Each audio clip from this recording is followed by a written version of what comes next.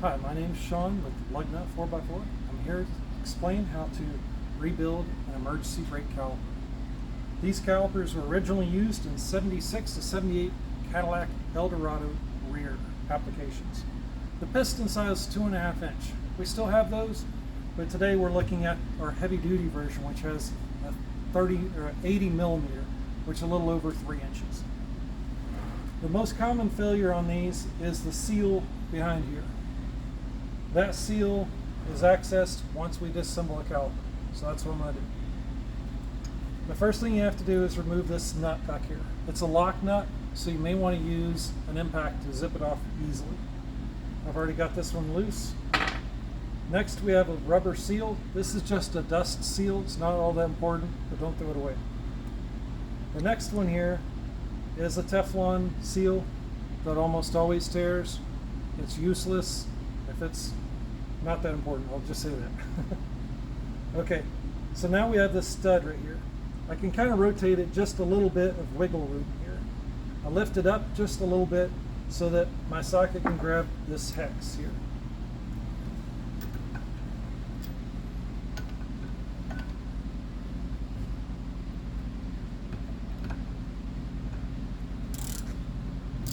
As I start ratcheting this, you can see the piston coming out.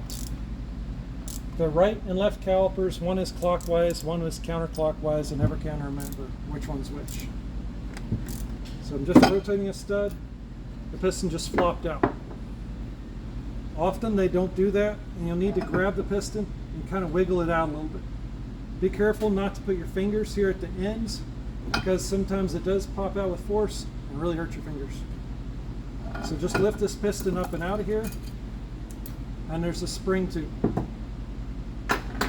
Now the stud here, we can just push that in, and see how it has screw threads? And just drop it right down into the piston here. This is the seal that needs to be replaced. We call this a square O-ring. It's not a typical O-ring. You can't replace it with something at the local parts store. Each side of it is flat. 4 sides, so that's the reason it's square, even though it's a round O-ring. So you can just use a pick tool, hook that one off, pull it off, slide the new one on. Pretty simple process.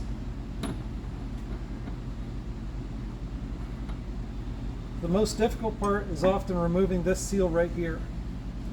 To do that, you'll need to take your screwdriver and get it back here at the back, between the seal and the body of the caliper.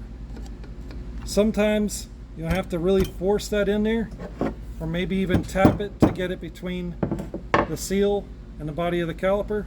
Then just twist it 90 degrees and it falls right out. Now that we've got that seal out, you can replace the big O-ring in here and then push the piston back in there. See how there's one notch that's different? That must go down. You got to get that lined up. It's very important. Don't forget your spring.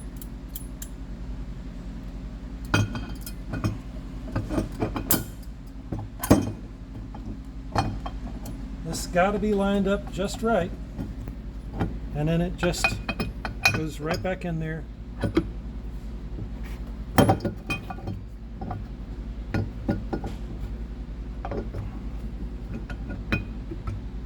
Like so.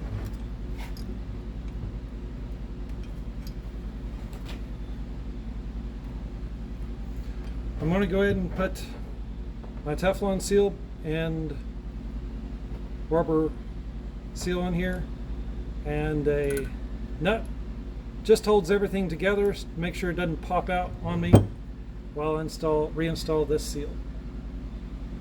So this seal is just finger tight. There's really nothing to it. It's a dust seal, so I'm just using my fingers to go around like this. Takes a couple of times, and voila, we're done. We have these repair kits at Lugnut4x4.com. Thanks.